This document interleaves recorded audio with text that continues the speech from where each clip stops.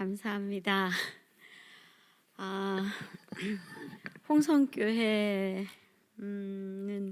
제가 2008년도에 사랑방 리더들 모임에 왔었던 기억이 있습니다.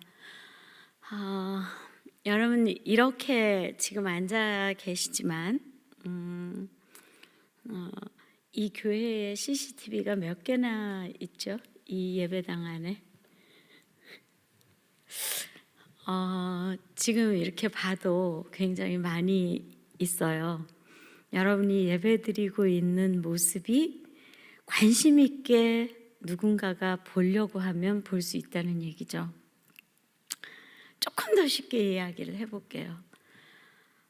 우리가 거리에 나가서 아침에 일어나서 밤에 잠잘 때까지 몇 개의 CCTV를 지나서 하루를 마친다고 생각이 되십니까?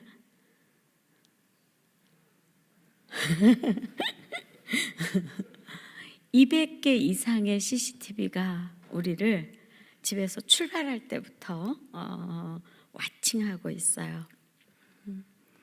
이 말만 들어도 굉장히 긴장되잖아요, 그렇죠? 누군가 나를 지금 이렇게 보고 있다. 근데 하나님은 분초 매 실시간으로 지금 우리가 예배드리고 있는 이 모습까지도 다 기록하고 계신다고 생각하면 우리의 말 한마디, 행동 하나하나, 삶의 모든 것 그냥 쉽게 행동하고 쉽게 말하고 쉽게 살아갈 수 없다는 걸 느끼게 되죠. 창세기를 읽다 보면 재밌는 이야기들이 이렇게 많이 나오잖아요. 근데 저는 성경을 읽으면서 제 눈에 이렇게 확 들어오기 시작한 이 부분이 확 들어오기 시작한 것은 오카는 목사님이 세상을 떠나신 이후인 것 같아요. 그 어른이 세상을 떠나리라고는 생각을 못했어요. 2010년 9월 2일 날 하나님의 부르심을 받아서 72세의 나이로 가신 이후부터 성경을 보면 계속 인생 무상이 제 가슴에 이렇게 남겨져요. 태어나고 살다가 죽었더라. 태어나고 살다가 죽었더라. 어마어마한 일을 많이 한 사람도 때가 되면 하나님 앞에 가는 거예요. 왕들도 이 세상에 전무후무하게 모든 것을 다 누렸던 솔로몬도 마지막에는 모든 것 두고 간다는 거죠. 모든 인간은 아담 이래로 죽음 앞에서는 꼼짝할 수가 없습니다. 그래도 하나님 없이 큰 소리치고 살아가는 사람들을 만나요.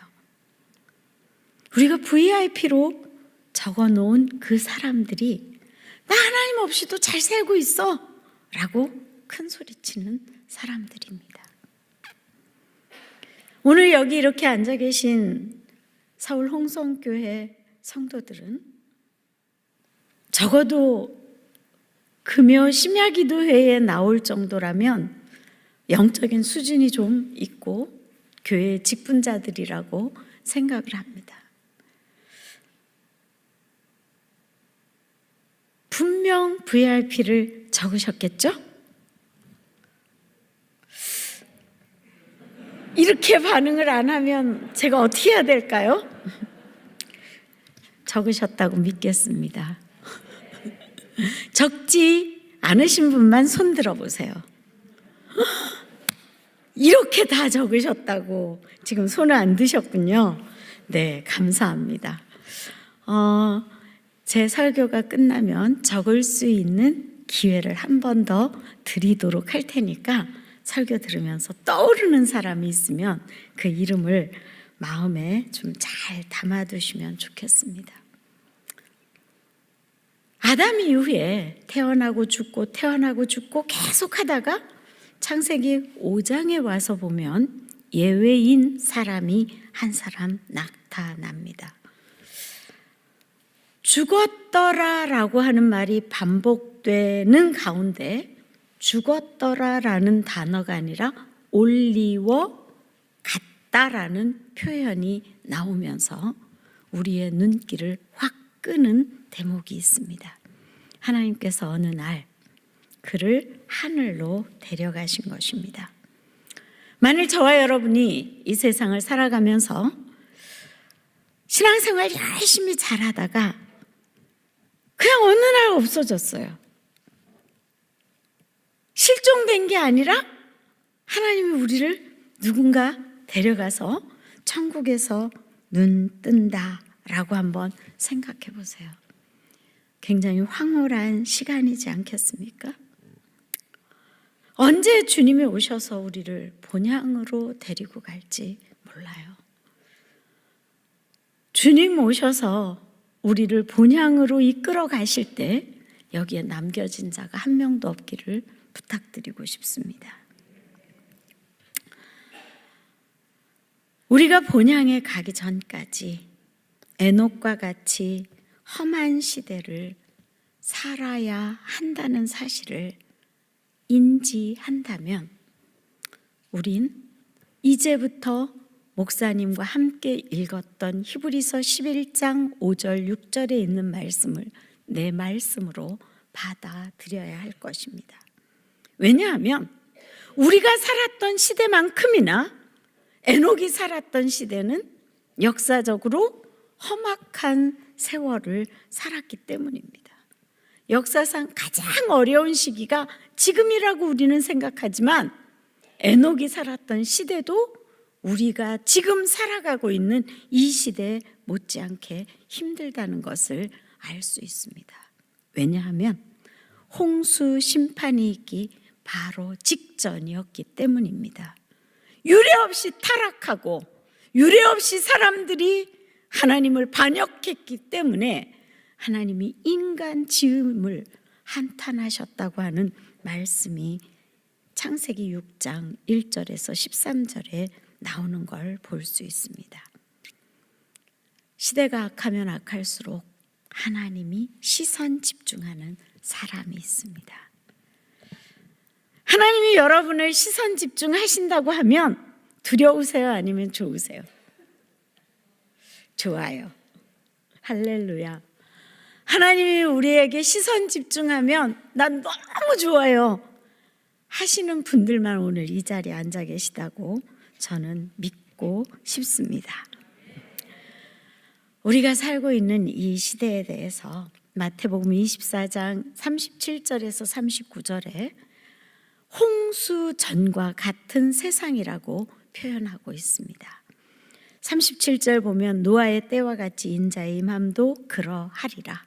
홍수 전에 노아가 방주에 들어가던 날까지 사람들이 먹고 마시고 장가들고 시집가고 있으면서 저는 이 본문에 정말 감사하다 이 감사가 좀 있어요. 여기서 저에게 해당되지 않는 부분이 있기 때문입니다. 시집가고가 저하고는 해당이 안 돼서 정말 감사하다 이런 생각이 드는데 절대 좋은 생각이 아니라는 걸 우리 자매들에게 이야기해 주고 싶어요. 왜냐하면 하나님은 가정을 이루어서 여기 지금 가정 우리의 천국, 교회 세상의 소망, 천국입니다. 가정을 통해서 천국의 맛보기를 하나님이 보게 하신 거예요. 그래서 저는 사랑의 교회가 남편이기 때문에 아픈 남편을 두고 떠날 수가 없어서 살다 보니 40년이 넘었고 어느 날 보니 제 나이가 이제 70이 다 돼갔다는 사실이에요. 근데 이 세월 속에서 제가 느끼는 것이 무엇인가 하면 시간이 흐른 만큼 세상도 너무 악해지고 있다는 것입니다. 노아의 때와 같이 예수 그리스도가 오실 그때도 이러하다. 사람들이 방주에 들어가는 그날까지 먹고 마시고 시집가고 장가가고 홍수가 나서 그들을 다 멸할 때까지 뭐 하더라? 깨닫지 못하였으니 인자의 임함도 그러하리라. 여기서 우리는 에녹의 시대와 우리의 시대가 다르지 않다는 것을 알 수 있습니다. 에녹에게 하나님이 시선 집중하셨다면 21세기의 에녹은 누구일까? 오늘 이 자리에 앉아있는 저와 여러분이 21세기의 에녹이 되었으면 좋겠다는 마음으로 이 말씀을 나누고 싶습니다. 어떻게 하면 하나님의 시선 집중을 받을 수 있을까요? 어떻게 하면 에녹처럼 암울한 시대에 하나님의 손에 쓰임받을 수 있을까요? 첫 번째, 하나님을 향한 믿음을 가진 소명자가 되어야 한다는 것입니다. 어떻게 하나님을 향한 믿음을 가진 소명자가 될 수 있을까요? 창세기 5장 21절 22절에 있는 말씀을 보면 에녹은 65세가 될 때까지 하나님과 동행했다는 이야기가 없습니다. 어떻게 보면 65세까지는 어떻게 살았는지 설명이 없어요. 그가 그 시대의 사람처럼 그냥 악하게 살았는지 암울하게 살았는지 세상에 취해서 살았는지 성경은 설명이 없습니다. 그런데 65세가 되면서 그는 하나님과 동행하는 말씀이 성경에 기록되어 있습니다. 분명히 하나님이 당신과 동행하도록 만든 어떤 원인이 있었다는 생각을 하게 됩니다. 그 원인이 무엇일까요? 아들 무드셀라입니다. 믿음은 개인적인 어떤 경험에서 생겨나는 것이 아니라 하나님의 특별한 은혜라고 생각합니다.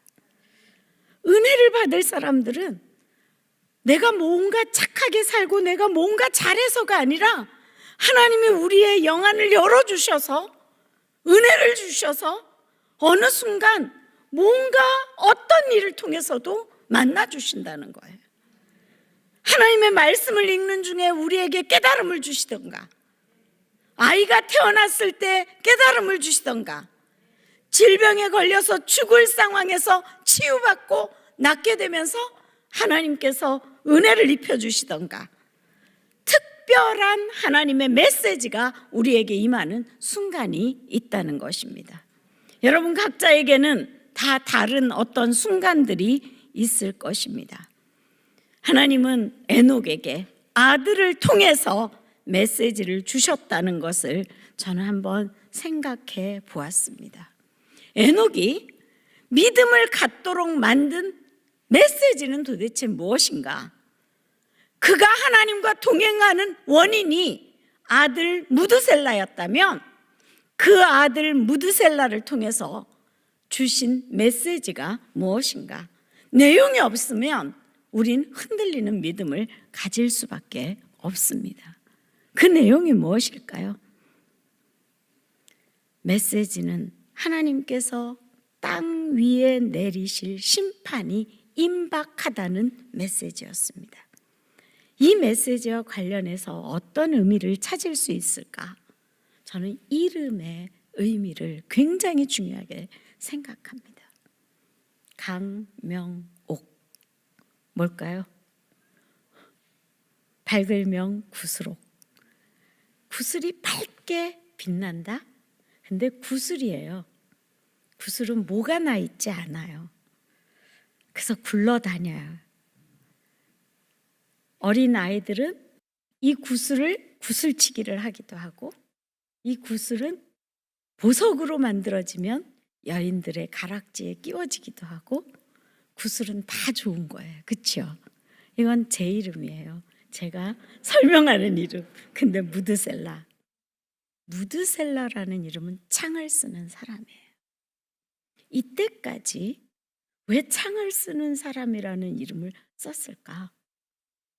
하나님이 육식을 주시지 않을 때예요.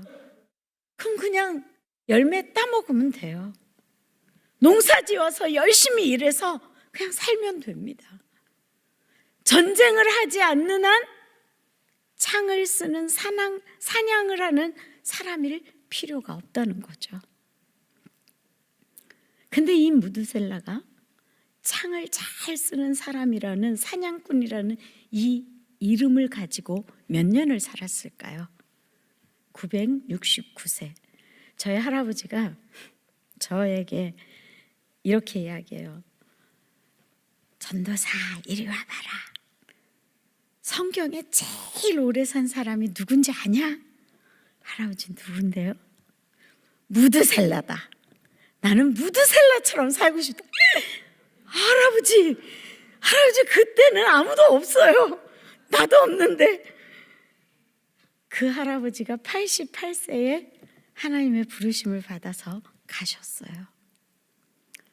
아침에 모든 식구들 다 출근하는 모습 보고 오후에 힘이 들다 이러면서 누우셔서 그냥 주무시듯 천국에 가셨어요.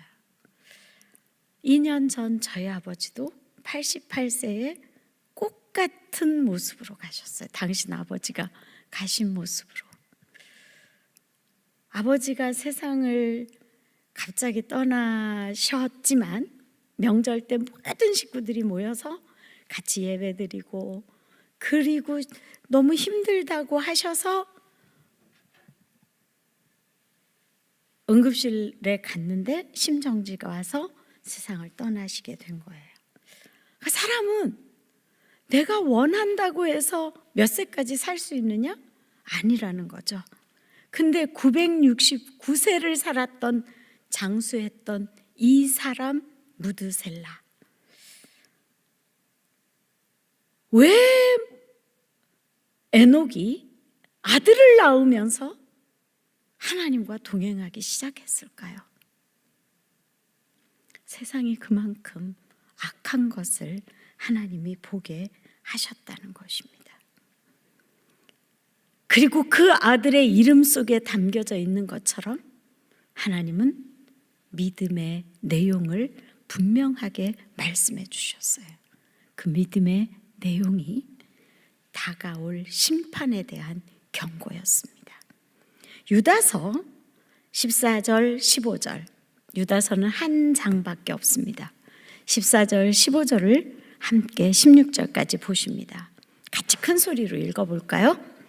아담의 7대 손 에녹이 이 사람들에 대하여도 예언하여 이르되, 보라, 주께서 그 수만의 거룩한 자와 함께 임하셨나니 이는 뭇사람을 심판하사 모든 경건하지 않는 자가 경건하지 않게 행한 모든 경건하지 않는 일과 또 경건하지 않은 죄인들이 주를 거슬러 한 모든 완악한 말로 말미암아 그들을 정죄하려 하심이라 하였느니라.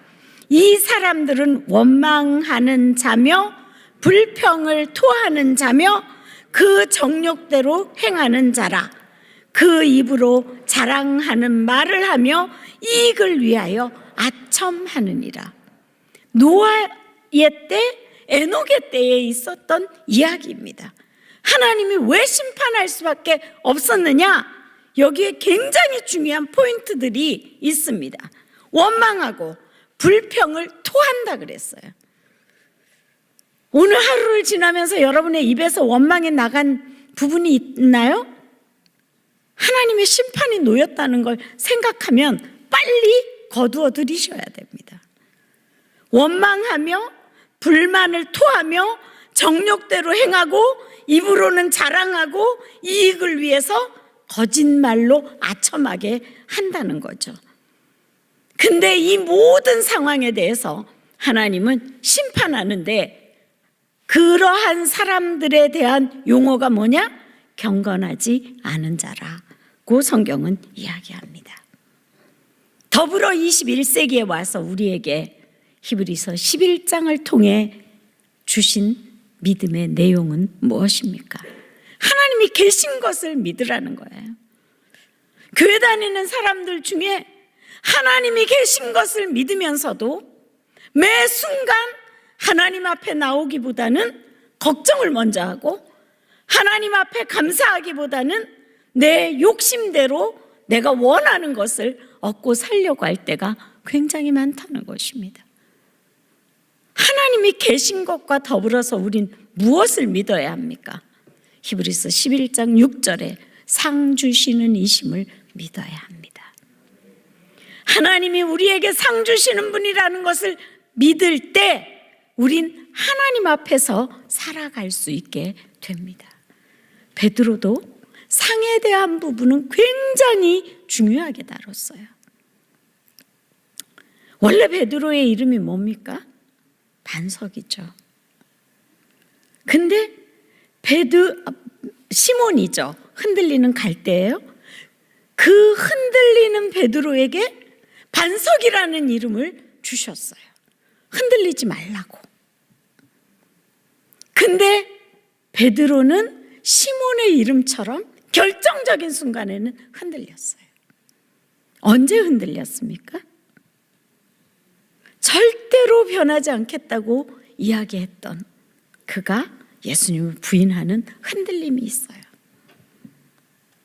근데 결국 베드로는요, 그 반석이라는 돌이라고 하는 그 돌, 큰 바위 얼굴이라고 하는 이 돌멩이가 무엇으로 표현되는지 아세요? 베드로 서를 보면 그는 모퉁이 돌이라고 하는 예수 그리스도를 돌멩이로 표현하고 산돌이라고 하는 걸로 표현하고 예수님이 돌이라고 이름 지어주신 것처럼 돌이라고 하는 걸로 예수 그리스도를 풀어내는 걸 우리는 볼 수 있습니다. 베드로후서 3장 10절에서 18절까지 쭉 보면 상급과 심판에 대해서 언급하면서 그리스도인이 이 땅에서 거룩하게 살 때 상급을 누릴 수 있다라고 이야기를 합니다. 저와 여러분이 오늘 이 시간 한번 생각해 보았으면 좋겠어요. 언제 나는 메시지를 받았나? 언제부터 나는 하나님과 동행하는 사람이 되었는가? 내가 받은 메시지는 무엇인가? 에녹은 300년 동안 한 번도 흔들림 없이 하나님과 동행하다 하나님께 가게 됩니다. 하나님과 동행하면서 그 동행했다는 어떤 흔적이나 자기 자랑을 하지 않아요. 2017년에 제가 40일 동안 남가주 사랑의 교회에 출장 간 적이 있습니다. 교회 전체 제자 훈련을 컨설팅하기 위해서 갔는데요. 남가주 사랑의 교회를 가면 일단 교회에서 자동차 키, 그다음에 집 키, 그다음에 핸드폰 주고 저를 신경을 안 써주세요. 제가 운전을 하고 새벽에 교회 가서 새벽 예배 드리고 이렇게 하는데 새벽 예배 인도하는 그 부목사님의 설교에 제가 너무 은혜를 받았어요. 그래서 앉아서 섬길수록 더 귀한 주님 막 너무 감사했어요. 이제 손 들고 막 기도하는데 소리가 들렸다는 얘기 아니에요. 하나님이 제 마음에 이렇게 얘기하시는 거예요. 네가 언제 날 섬겼냐? 그래서 제가 아버지를 안 섬기고 누굴 섬겼나요? 그랬더니 또 제 마음속에 네가 언제 날 섬겼니? 이러시는 거예요. 그래서 저는 한 대 맞은 느낌인 거죠. 제가 아버지 안 섬겼나요? 세 번째 또 얘기하시는데 제가 질문했어요. 아버지, 제가 평생을 교회밖에는 모르고 살았는데 그리 말씀하시면 섭섭하지요. 막 이러면서 이제 하나님 앞에 따졌더니 하나님이 이렇게 말씀하셨어요. 내가 너를 섬기느라 고생이 많았지 네가 언제 날 섬겼니? 섬길수록 더 귀한 주님, 이 말이 이제부터 그 후부터는 입에 낼 수가 없는 거예요. 그래서 하나하나를 막 떠올리시면서 이야기하시는 거예요. 네가 지금도 여기 미국에까지 와갖고 나 한국까지 뛰어가게 만들고 있지 않냐? 아무개 뭐 권사암이라고 너 나한테 도와주라고 했잖냐? 그러니 내가 네가 입에서 나오는 말 하나하나 들어주느라고 내가 너 섬기느라 고생이 많지 언제 네가 날 섬겼니?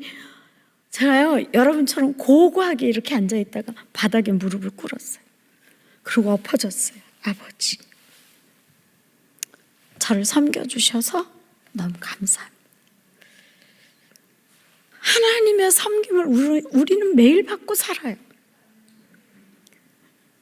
근데 하나님의 은혜가 바로 하나님의 섬김을 받는 거예요.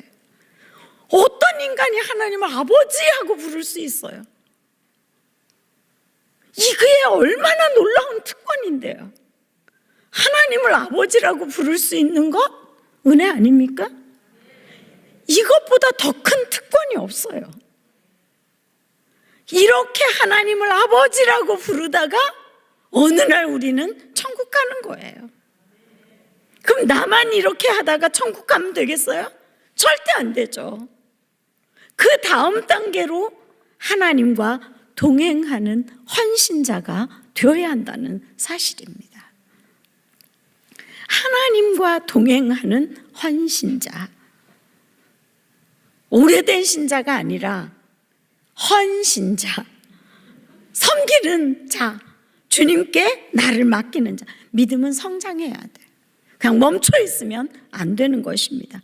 성장한다는 것은 믿음에 걸맞는 행위가 따라와야 합니다. 에녹처럼 말입니다. 창세기 6장 9절에 보면 노아도 하나님과 동행했고 창세기 48장 15절에 보면 아브라함도 야곱도 이삭도 하나님과 동행한 흔적들이 남겨져 있습니다. 믿음의 사람들은 다 하나님과 동행했습니다. 하나님과 동행한다는 것의 구체적인 의미는 무엇일까요? 하나님과 동행한다라고 하는 것, 저는 그냥 쉽게 생각해요. 쉽게 내가 하나님과 동행한다는 것의 흔적이 뭘까요? 하나님의 뜻대로 살면 돼요. 하나님의 뜻이 무엇입니까? 항상 기뻐하라. 쉬지 말고 기도하라. 범사에 감사하라. 이는 너희를 향하신 하나님의 뜻이니라. 누구 안에서? 그리스도 예수 안에서. 그러면 질문할게요. 여러분 항상 기뻐하십니까?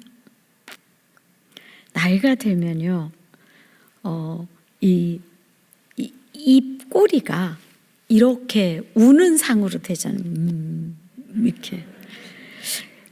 이렇게 되면요, 그냥 아침에 일어나면서부터 그 모습을 딱 보면 모두가 다 울상이 되는 거예요. 자꾸 입꼬리를 위로 올려야 돼요. 항상 기뻐하는 사람 옆에는 전도 대상자가 보이게 되어 있어요. 성령님 하면 뭐예요? 능력이죠. 이걸 현대말로 바꾸면 에너지예요. 그렇죠? 우리가 살아가고 있는 이 모든 삶에는 에너지가 없으면 살 수가 없어요. 이 에너지에 의해서 빛도 나오는 거예요. 근데 부정적인 에너지가 흐르는 교회에 가면 그 교회의 모든 분위기가 아까 유다서에 나오는 말처럼 원망과 불평이 토해내놓는다고 볼 수 있어요. 제가 서울 홍성교회의 홈페이지에 들어가서 석양철 목사님 말씀을 들었어요.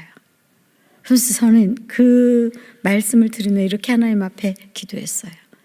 하나님, 서울 홍성교회는 참 복 있는 교회입니다.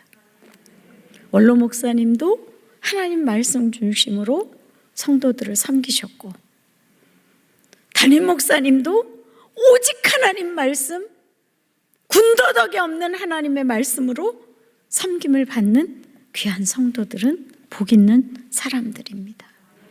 그러면서 제가 이런 기도를 했어요. 서울 홍성교회 다니는 사람들의 입가에는 기쁨이 충만하게 하옵소서. 이제 서로를 바라보며 눈으로 웃어주세요. 눈으로 웃어주세요. 정말 내 옆에 있는 사람이 얼마나 소중한 사람인가를 눈으로 웃어주세요. 마스크를 벗어서 입도 함께 움직이면 더 좋겠지만 그럴 수 없으니까 일단 우린 눈꼬리를 올려서 눈으로 웃도록 그렇게 하겠습니다. 하나님과 동행한다는 의미, 구체적으로 로마서 13장 13절에는 단정하게 행한다 그랬어요. 동행이라는 말은 행동이 따라가는 거예요. 단정해야 돼. 갈라디아 5장 16절에는 성령을 따라 사는 삶이라고 말합니다. 에베소서 5장 2절에는 사랑으로 행한다라고 성경은 이야기합니다.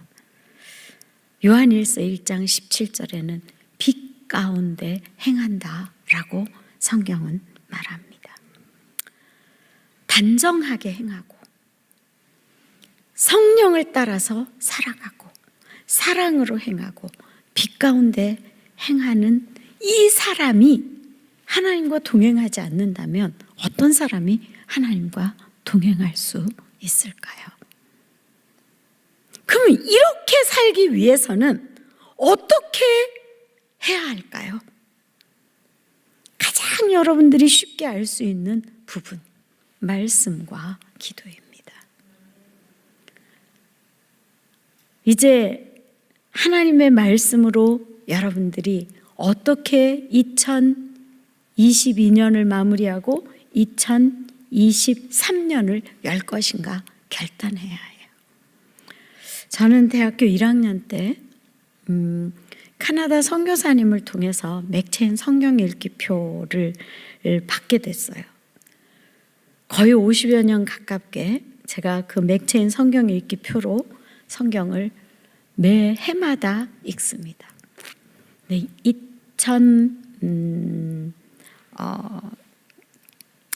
2018년에 2008년에 그 성경을 계속 읽는 중에 하나님이 제 마음속에 8월에 내가 너에게 준 내 말을 너 핸드폰에 있는 사람들에게 보내라는 거예요. 그래서 제가 하나님, 이 사람들에게 다 보내요? 그때는 돈이 많이 들었잖아요. 문자를 보내려면. 그러니까 내 말을 전하는데 돈이 뭔 계산을 왜 하냐? 보내라. 그래서 제가 긴 문자를 보내면 돈이 더 많이 들어가니까 딱 40글자로 축약해갖고 말씀을 보내기 시작했어요. 그러다가 나라와 민족을 위해서 밤 10시에 함께 기도하는 사람들 모으는 운동을 시작했어요. 그리고 그 나라와 민족을 위해서 밤 10시에 알람을 울려놓고 기도하는 사람에게 말씀을 보내드리겠습니다 라고 해서 이제 말씀을 보내기 시작했어요. 말씀이 계속 갔죠. 우리나라에 2008년에 금융위기가 왔잖아요. 금융위기가 딱 왔을 때 2008년 12월 28일 날 어떤 분이 전화가 왔어요. 딱 보니까 제가 아는 권사님이에요. 23일 날 교회에서 만나서 전도사님 말씀 보내준다는데 나한테도 보내주세요 해서 핸드폰 번호를 받아서 저장해 놓은 그분에게 말씀 보내는데 그 권사님 전화 보내서 여보세요. 근데 이 세상에 한 번도 들어보지 못한 XXX 욕을 막 하는 거예요. 그래서 저는 너무 놀란 거예요. 남자예요. 여자가 아니라. 그래서 저기 아무개 권사님 전화번호 아니에요. 아니거든. 또 막 XX. 너무 놀래가지고 저 이 핸드폰을 들고 이거 어떻게 해야 되나? 끊을 수도 없는 거예요. 그 욕을 다 듣고 있다가 들어주다 보니까 40분이 됐어요. 그래서 이제 뭐 여기까지 찬 그 원한을 다 쏟아내놓은 거죠. 전 극도의 상황이 딱 되면 머리가 식어요. 그래서 제가 아주 냉정하게 선생님, 지금 누구에게 전화하셔서 욕하시는 겁니까? 너 말이야! 막 이러는 거예요. 너가 누군데요? 너 아침에 성경 구절 보냈잖아. 선생님, 제가 성경 구절을 보내서 화가 나셨군요. 근데 왜 성경 구절을 받고 화가 나셨을까요? 그래서 이제 자초지정을 쭉 들어보니까요. 40대 초반에 지방에 사시는 중소기업을 하시는 분인데 금융위기가 오면서 10억 부도가 나게 생긴 거예요. 그래서 24일 날 크리스마스 전에 이제 40대 초반이니까 부인은 30대 후반이고 애들이 어리잖아요. 다 데리고 크리스마스 가족 여행을 가서 동반자 살 계획을 다 세워놓은 거예요. 근데 24일 날 새벽에 환난 날에 나를 부르라 내가 너를 영화롭게 하리라 성경이 딱 한 거예요. 제가 왜 이야기하는지 여러분 아시겠죠? 어렸을 때 교회에 다녔던 사람이에요. 환난 날 나잖아. 근데 성경 시편 이 성경 말씀을 받고 오늘 자살하면 지옥 가. 교회도 안 다니면서 지옥 가는 건 또 겁났나 봐요. 그러니까 오늘은 못 죽어. 그래서 이제 부인한테랑 애들한테 내일 크리스마스니까 내일 여행 가자 이렇게 얘기한 거예요. 왜 아빠는 약속을 안 지키냐고. 약속된 대로 여행 가자고 한 날 가자고 막 이런 거예요. 이 남편 마음에는 우리 다 죽을 건데 좀 더 늦게 죽으면 뭐 어쩌냐 이런 마음이 들었던 거죠. 근데 그 다음 날 또 나는 너의 도움이여 너의 방편이 또 말씀이 또 간 거야. 28일까지 새벽마다 말씀이 가니까 못 죽고 여행도 못 가고 10억 부도는 압박이 계속 오고. 그러니까 자기만 죽어도 안 되는 게 찰떡선이 없는 마누라를 두고 애들을 맡겨놓고 갈 수가 없더라는 거예요. 그래서 제가 이랬어요. 선생님, 지금 선생님은 40분 동안 저에게 하고 싶은 얘기를 다 했고 저는 평생에 들어보지 못한 욕을 다 들었습니다. 이제부터 40분 동안 선생님은 제 말을 무조건 들으셔야 됩니다. 전화를 끊으면 큰일 날 줄 아세요. 그리고 이제 전도 폭발 내용을 전도를 했어요. 그리고 눈물로 예수님 영접 기도를 따라했어요. 그러고 나니까요. 꼭 물에 빠진 사람 건져내면 꼭 보따리를 내놓으라 그러잖아요. 10억 부도는 어떻게 합니까? 이러는 거예요. 선생님, 죽을 힘이 있으면 죽지 말고 사세요. 근데 지금 저는 일을 해야 되니까 오늘 일이 마치고 제가 기도해서 하나님 앞에 물어볼게요. 하나님이 어떻게 10억을 해결해 주실 건지. 하나님이 선생님의 이제 아버지가 됐으니까 선생님이 이제 응악하고 아기로 태어났어요. 그러니까 하나님이 선생님 책임질 거예요. 이거 믿고 기다리세요. 그러군요. 제가 사역 끝나고 집에 못 가겠는 거예요. 청계산 기도원을 가서 아버지 내가 무슨 말을 어떻게 해야 될지 도저히 모르겠습니다. 도와주세요. 막 기도를 하는데 하나님 저한테 지혜를 주셨어요. 어떤 지혜를 주셨을까요? 제가요 그분에게 전화했어요. 선생님, 이제부터 제 말 잘 들으세요. 사람 빚을 이렇게 돈을 꾼 사람 이름 쓰고 옆에 얼마, 은행 얼마, 사채업자 이름 쓰고 얼마, 그 다 빚 전체 기록을 10원도 남기지 말고 하나님 앞에 정확하게 다 기도를 해야 되겠으니까 다 쓰세요. 그랬더니 다 갚아준대요. 통장 번호 드릴까요? 뭐 이런.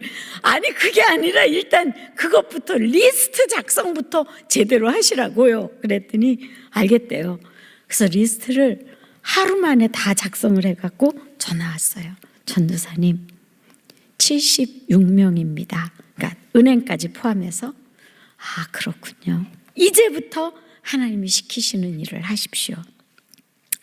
매일같이 선생님은 거드름 부리면서 다녔을 것 같아요. 얼굴을 안 봤지만 그 욕하는 걸 보아서는 선생님은 교만한 사람이지 겸손한 사람 같진 않아요. 어떻게 알았어요? 그러니까 알았다고요. 그러니까 이제부터 90도로 인사를 하면서 이 빚을 갚아야 될 사람들을 찾아다니세요. 찾아가서 어떻게 하라고요? 찾아가서 90도로 절을 하면서 내가 28일 날 12월 28일 날 7시 47분에 위에 계신 분을 만났다. 그분이 나를 확실하게 도와주기로 약속을 하셨는데 조금 기다려 줄 수 있겠느냐? 이렇게 물으라 그랬어요. 그때는 뭐라냐면 아니 그 위에 계신 분이 누구냐고 물으면 뭐라고 대답해요? 이렇게 얘기하는 거예요. 그냥 가서 그렇게 말하세요. 그랬더니 아니 그래도 물으면 뭐라고 대답해요? 물으면 그때는 예수님이라고 말씀하셔야죠. 그러면 나 몰매 맞아 죽을 것 같은데요. 아니 일단 가보고 난 다음에 얘기하세요. 대신 오늘 내일 이제 갈 거를 오늘 명단을 저에게 이야기를 해주시면 제가 하나님 앞에 묻지 않도록 기도해 드릴게요. 그러고요 어떤 날은 10명 어떤 날은 5명 이분이 만나러 다녔어요. 근데 여러분 놀라지 마세요. 71명이 위에 계신 분이 청와대에 계신 분인 줄 알았어요. 이해되시겠죠? 무슨 말씀인지. 그리고 5명만 그 위에 계신 분이 누구야? 물은 거예요. 근데 그 5분은 장로님 또는 안수 집사님. 김 사장 고마워. 예수 믿는다고 내가 당신 위해서 기도했어. 이러면서 그분에게 이야기를 한 거예요. 기다려주지. 당연히 기다려주지. 위에 계신 분이 청와대에 계신 분이 확실하게 밀어준다니까 다 기다려준대요. 그래서 빚을 다 갚고 회사를 정리해서 지금은 회사가 너무 잘 되고 있어요. 자살할 사람이 하나님의 말씀 잘못 가서 되돌아왔다고요. 우리에게 하나님은 하나님과 동행하고만 있으면 어떤 방법으로든 돌아와야 할 VIP들을 만나게 하시고 잘못 걸려온 전화도 VIP가 될 수 있는 거예요. 그리고 내 입에서 특별한 말을 하는 게 아니라 하나님이 당신을 사랑하세요. 저랑 같이 서울 홍성교회 한 번만 나와주세요. 그러면 그 한 번 나온 그 사람을 담임 목사님과 새생명 축제 때 결신을 하면서 양육이 이루어지면 그가 하나님의 자녀로 탄생하게 되는 것입니다. 이 믿음이 여러분의 마음속에 들어와야 돼요. 어떻게 하면 하나님과 동행할 수 있어요? 말씀과 기도가 같이 따라갈 때 동행할 수 있어요. 또 하나 어떻게 하면 동행할 수 있어요? 하나님과 의견의 일치가 돼야 돼요. 아모스 3장 3절에 보면 두 사람이 의합치 못하고서야 어찌 동행하겠느냐 이랬어요. 두 사람이 마음이 맞지 않으면 같이 못 가요. 부부도 마음이 맞지 않으면 갈라서는 거예요. 저는 상담을 오랫동안 하면서요. 아니 결혼도 안 한 저한테 와갖고 왜 부부가 싸우냐고요. 저는 그것이 알고 싶다 해요. 아유 며칠 전에도 와서 싸웠어요. 둘이서 멀쩡히 들어올 때는 안녕하세요 이러고 들어와 갖고 뭐 하더니 아니 그러니까 그게 아니잖아. 그러니까 내가 말하고 있잖아. 잠잠하고 들어야지. 그래서 제가 두 분 싸우는 거를 10분 동안 봤어요. 그냥. 그리고 제가 이랬어요. 조용히 여기서 걸어 나가서 싸우고 오세요. 그랬어요. 왜 싸우시는지 그 이유를 저는 잘 모르겠다 그랬어요. 그래서 딱 한마디 하더라고요. 소통이 안 됩니다. 남편도 아내가 소통이 안 된대요. 아내도 남편이 소통이 안 된대요. 그래서 제가 질문했어요. 연애할 때도 소통이 안 됐나요? 잘 됐대요. 지금 소통이 안 되는 분들에게 제가 질문하는 거예요. 소통이 안 됐어요? 결혼할 때로 다시 되돌아가라 그랬어요. 그냥 불쌍히 여기고 사랑스럽고 내가 뭔가 도와줘야 이 남자가 뭔가 제대로 설 것 같은, 그래서 내가 아내가 되기로 결심했던 그때로 되돌아가라고. 의견의 일치가 안 되면 동행을 못 하는 거예요. 의견의 일치를 본다는 것은 소통한다는 것과 다르지 않아요. 소통한다는 것은 뭐예요? 일방통행이 아니라는 것입니다. 내가 일방적으로 하나님께 막 달라고 하는 것도 아니고 하나님이 일방적으로 너 이거 해라 하는 게 아니라 인격적인 관계로 소통이 이루어져야 한다는 것입니다. 하나님이 가장 기뻐하시는 것이 뭘까요? 하나님이 창세기에서부터 계속 다루는 죄가 뭘까요? 경건하지 않은 거예요. 경건하지 않은 것을 좀 쉽게 표현한다면 뭘까요? 구별된 삶을 살라는 거예요. 세상 사람과 뭔가 달라도 달라야 될 거 아니에요. 이제 입시가 앞에 와 있죠. 언제 수능 치죠? 11월 17일. 저는 수능 날짜 써놓고 기도하고 있어요. 애가 없는데도 기도해요. 왜냐하면 교회에 있는 모든 수능생들이 제 손주들이니까. 기도 제목이에요. 당연히 기도해야죠. 근데 저는 그들을 위한 기도를 할 때 다른 기도하지 않아요. 하나님이 이들을 위한 계획, 하나님의 자녀들을 대학에 보낼 때 그 대학에서 하나님이 뭔가 그들에게 주실 말씀이 있을 때 분명히 그 학교에 들어가게 하실 거라는 확신이 저는 있어요. 일방적으로 하나님 이 학교입니다 하고 찍어놓고 하나님은 내가 시켜먹는 도깨비 방망이처럼 사용하지 말아야 한다는 거예요. 하나님께 우리 아이들을 올려드려야 합니다. 동행한다는 것은 진리를 말하고 불의함이 없으며 화평과 정직한 중에 동행한다고 말라기 2장 6절은 이야기합니다. 진리를 말해야지 하나님과 동행할 수 있어요. 또 동행하려고 하면 친구가 되면 동행할 수 있어요. 하나님의 아브라함에게는 속이는 게 없었어요. 그렇죠? 왜 아브라함에게 속이는 것이 없었어요? 나의 벗 아브라함이라는 표현을 쓰시잖아요. 하나님과 친구처럼 지내보세요. 마지막 한 가지만 더 이야기하고 마무리하도록 하죠. 하나님을 기쁘시게 해드리는 성도가 될 때 하나님 우리에게 시선 집중을 하십니다. 하나님과 동행하는 사람은 하나님을 기쁘시게 해드릴 수 있어요. 근데 나를 기쁘게 하는 사람들이 있어요. 자기 자신을 기쁘게. 나를 기쁘게 하기 위해서 인생을 살아가면 어떻게 살까요? 굉장히 이기적인 삶을 살게 되어 있어요. 왜 요즘 사람들이 무정하고 이상하고 정신병들이 많이 생기는지 아세요? 남을 섬기고 배려하고 세워줄 때에는 정신병이 안 생겼어요. 정신병은 어디서부터 생길까요? 내가 하나님이 될 때 정신병이 생기는 거예요. 미치지 않고서야 어떻게 내가 하나님 되겠어요? 이게 정신병의 시초예요.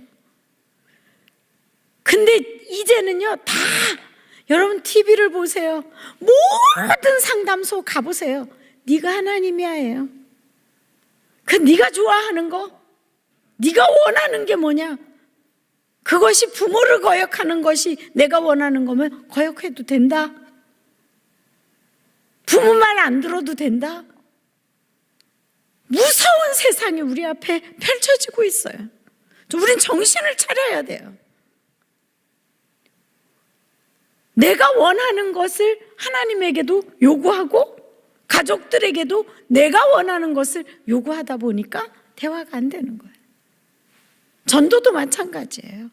내 방식대로 전도하면 전도 길이 막히죠. 하나님 방식대로 전도해야 돼. 하나님 방식대로는 뭐예요? 성령의 능력을 먼저 입어야 돼. 그래서 금요심야 기도회에서 성령의 능력을 입기 위해 오늘 우리는 모인 거예요. 성령의 능력을 입고 그 다음에 어디서부터? 예루살렘부터. 여러분의 예루살렘은 어디예요?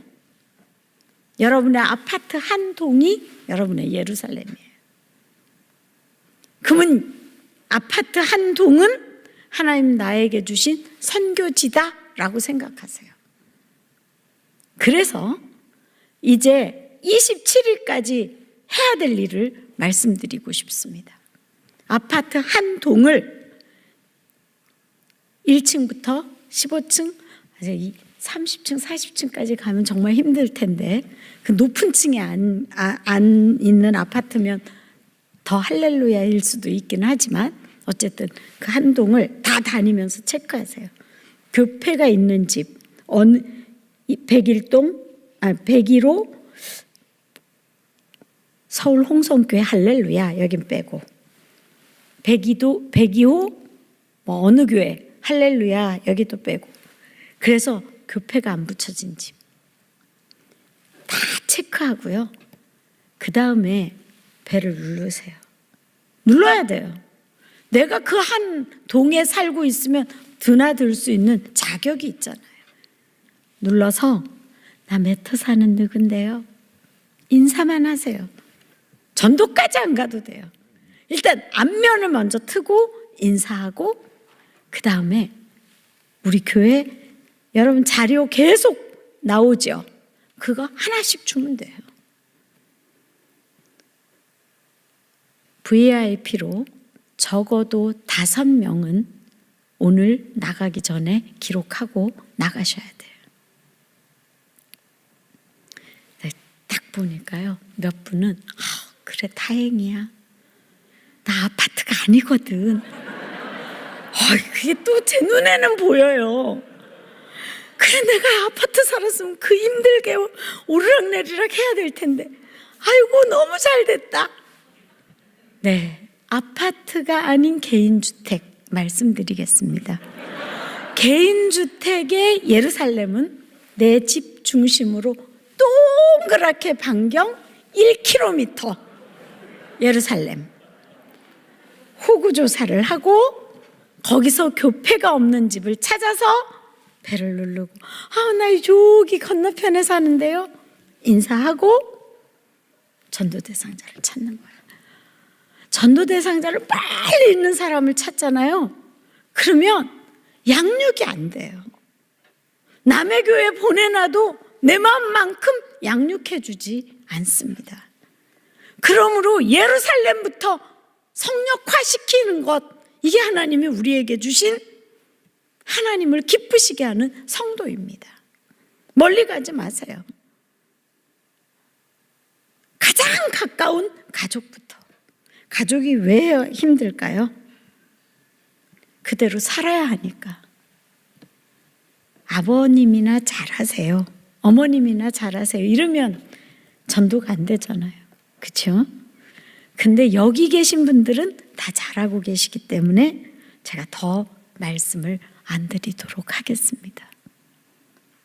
다만 하나님을 기쁘시게 하는 성도, 그 사람은 다니엘 12장에 있는 말씀처럼 하늘의 별처럼 빛나게 될 것입니다. 전사랑의 교회 주변 아파트 어느 한 아파트도 벨 안 눌러본 아파트가 없어요. 초창기에는 더더욱. 우리 여기 김두리 권사님 계시는데요. 권사님 역시도 그랬어요. 그냥 벨 누르고 다니면서 전도하다가 왕소금 세례도 받고, 그때가 8월이었는데 두 분 집사님 모시고 전도하러 갔었어요. 삼익 아파트. 그래서 막 예수쟁이 재수 없이 이제 아파트 그때 당시에 80년대 초반 아파트 새로 지어서 들어갔는데 막 너무 좋아서 이제 막 행복한 시간에, 근데 그때만 해도 에어컨이나 이런 게 잘 없으니까 문을 열어놓고 이제 여름에 있으니까 안녕하세요 사랑의 교회에서 왔는데, 그러면 이제 막 물바가지도 끼얹고 왕소금도 뿌리고. 근데 핍박이 강하면 강할수록 은혜는 더 임해요.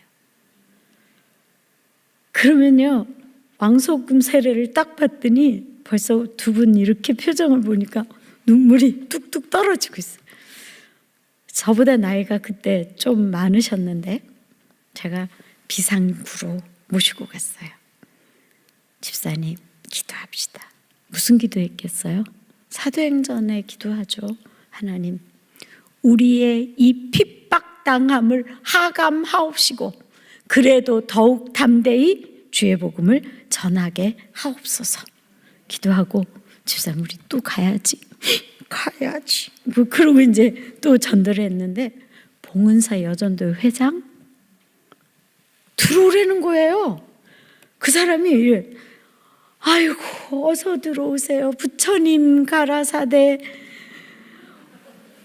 지나가는 사람에게 이 보시 물 한 그릇을 대접하면 절대 잊어버리지 않는 상을 주신다고 해서 물을 대접합니다. 그러면서 들어오래요. 어머 부처님도 그러셨군요. 예수님 가라사대. 그러면서 제가 들어가갖고 앉아서 전도를 했죠. 그랬더니 이분이 어머 예수님도 꼭 같은 말씀하셨네요. 그러면서 이제 이야기를 시작하다가 남편 바람 피는 이야기 그때도 왜 그렇게 그 사람이 자기 얘기를 하면서 울었는지 모르겠어요. 아이 사춘기라 힘든 얘기 하면서 결신하고 그 다음 주에 교회 왔어요. 그리고 제가 인도하는 새신자반에 와서 공부를 했는데 5주 뒤에 왕소금 아줌마를 데리고 왔어요. 제가 깜짝 놀랐어요. 그래서 이 왕소금 아줌마는 또 왜 왔을까? 그 새가족 모임을 하는데, 강의를 하는데 이 왕소금 아줌마도 막 우는 거예요. 그 5주 끝나고 난 뒤에 이분이 교회 등록을 하는 거예요. 그러니까 새신자반부터 먼저 와갖고 공부하고. 그 왕소금 권사님이에요. 제가 그 왕소금 권사님 지나가면 권사님, 왕소금 권사님 가끔 이러면 이제 그 얘기 그만하라고. 근데 이렇게 전도하는 게 얼마나 즐거운 일인지 몰라요. 핍박을 당하면 당할수록 더 하나님 은혜가 우리에게 임하는 걸 우린 부인할 수가 없습니다. 하나님 기뻐하는 일이 뭐라고요? 하나님 기뻐하는 일. 왜 에녹이 하나님 기뻐하는 일을 했어요? 그는 외쳤어요. 이렇게 살아가는 하나님의 심판이 온다. 다가올 심판에 대해서 계속 외친 거예요. 그렇게 300년을 하나님 마음에 맞게 하나님 기쁘시게 하는 성도로 사는 거예요. 그러니까 어느 날 300년이 되니까 하나님이 야 에녹아 너 이 꼴 저 꼴 보지 말고 그냥 나랑 가자. 그래서 데려가신 거예요. 이건 제 말이에요. 뒤에 가로 놓고 가로 닫고. 우리 모두 그렇게 하루하루 살자고요. 아프지 않은 사람 하나도 없어요. 나이 60이 넘으면요, 일어날 때부터 관절이 쑤시고 다 아파요. 저도 마찬가지예요. 그냥 사람들이 괜찮으세요? 어디 건강은요? 건강하죠. 괜찮아요. 나는 아픈 것을 묵상하면 안 아픈 데가 없죠. 왜 아픈 걸 묵상해요? 절대 아픈 걸 묵상하지 맙시다. 그럼 뭘 묵상해야 될까요? 하나님 기쁘시게 할 걸 묵상하자고요. 어떻게 하면 우리 교회 하나님의 은혜 안에서, 하나님의 사랑 안에서 하나가 될 것인가? 어떻게 하면 리딩 지저스를 가지고 2023년 내가 맥체인 성경 읽기표로 성경 한 번을 뚫을 것인가? 여러분, 성경 한 번을 뚫어보세요. 눈이 열려요. 뭔가 막혔던 게 에바다 열려요. 여기 아까 일찍 와서 골목 갔더니 에바다 패션? 뭐 그게 있더라고요. 그래서 이 집은 예수 믿는 집이구나. 에바다 열리고 풀리는 기적이 다른 데서 일어나지 않아요. 말씀과 기도 안에서 에바다가 일어나는 거예요. 그것이 다른 사람들에게, VIP들에게 나누어졌을 때 하나님 기쁘시게 하는 거예요. 이 시대의 에녹은 다른 사람이 아니라 복음을 들고 VIP들을 만나고 VIP들에게 전할 수는 없어도 데리고 올 수는 있죠.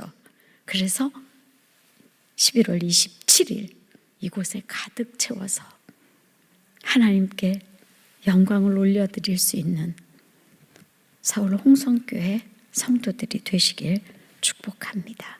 같이 기도하시겠습니다. 하나님 아버지, 참 감사합니다. 세상은 날이 갈수록 악하고 음란하고 패역하고 하나님 없이도 잘 살 수 있다고 큰 소리치고 있습니다. 돈이면 다라고 생각하고 있습니다. 그런 세대 속에 우리를 먼저 불러서 예수 믿게 하시고 하나님의 사람이 되게 하시고 하나님의 자녀가 되게 하시고 우리의 마음과 우리의 생각과 우리의 모든 것들을 하나님께서 와칭하시면서 시선 집중하시고 은혜 입히시는 아버지여, 오늘 이 시간 서울 홍성교회 모든 성도들의 영혼이 깨어나 하나님의 영광을 보게 도와 주시옵소서. 에녹처럼 이 심판이 다가오고 있는 것을 선포하는 종들이 되게 도와 주시옵시고 믿음으로 하나님의 손에 쓰임받는 종들이 되게 도와주시어서 하나님을 기쁘시게 하는 거룩한 성도들이 되어 하나님의 뜻을 이루어 가도록 축복해 주시옵소서. 담임 목사님과 당회원들과 모든 중직자들이 하나님 앞에 거룩하게 세움을 입게 도와주시고 어린 나이에서 노년에 이르기까지 하나님께서 베푸시는 그 은혜 속으로 들어가도록 인도해 주시옵소서. 예수 그리스도의 이름으로 기도하옵나이다.